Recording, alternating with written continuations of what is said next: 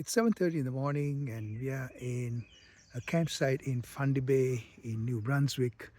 And our Ford Transit camper van from the Karma Camper van company is behind us. And there's hardly anybody in this campsite in Fundy Bay. There's a Volkswagen Camper with a French license plate there, and um, the rest of the place is fairly empty because it's a Monday, it's June, it's still not quite summer yet. Where people start taking to the roads. Canada, as you know, is a very outdoor place. There's still about 6 campers there. So when I woke up in the morning, I woke up at about 5 and it was light, and then walked up to the water's edge there where the tide has gone out, and I spent there some time meditating, doing the Wim Hof breathing, and got myself grounded. Didn't do my full exercise routine, so that's another thing that um, I guess I'm addicted to my exercise, so that addiction can be a pain too. So how can I work that out? So I'm on this trip with my cousin, my brother. We are both 65. 40 years ago we did that epic trip through Europe. I've spoken about that earlier. So this is here we are doing this, just driving east in a camper van without any grand plan.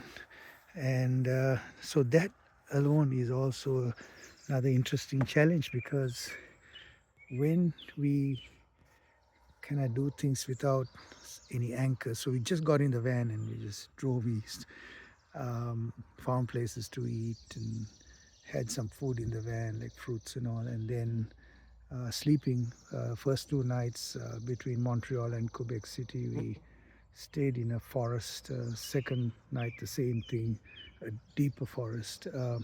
So those are interesting things to do, because being open to these uncertainties and not knowing where you're going is also training the mind, because we like anchors. We like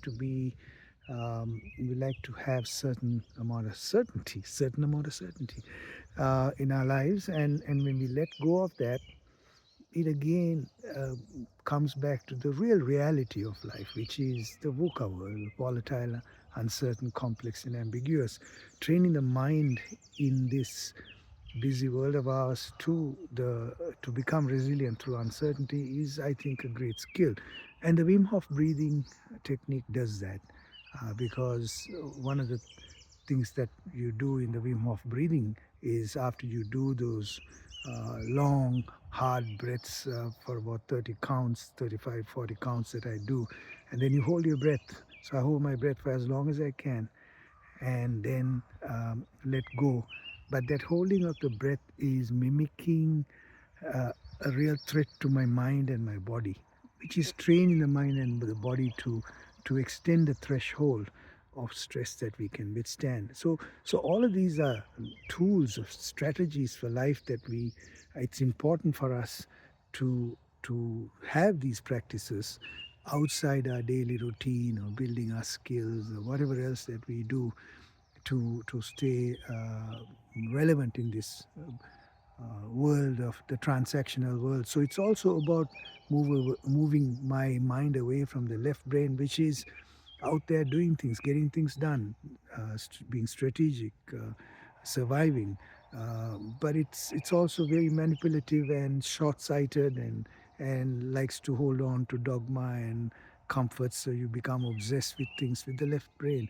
So Professor Ian McGill, or rather Dr. Ian McGilchrist, Jill Bolte Taylor, they are wonderful people who have done amazing research on the left and the right hemisphere, and here we are now learning that we need to take some deliberate action to move away from the left brain to the right brain, to where we can put things in perspective, trust in the universe, be happy to be vulnerable, like what we're doing right now, Viren and I, on this camper trip, being vulnerable in certain ways to not knowing what's going to happen. The rest is, we have absolutely no plans. We're just going to drive further east, probably towards Moncton, and perhaps just stop by Moncton and then take it from there. So we have a couple more days on the road.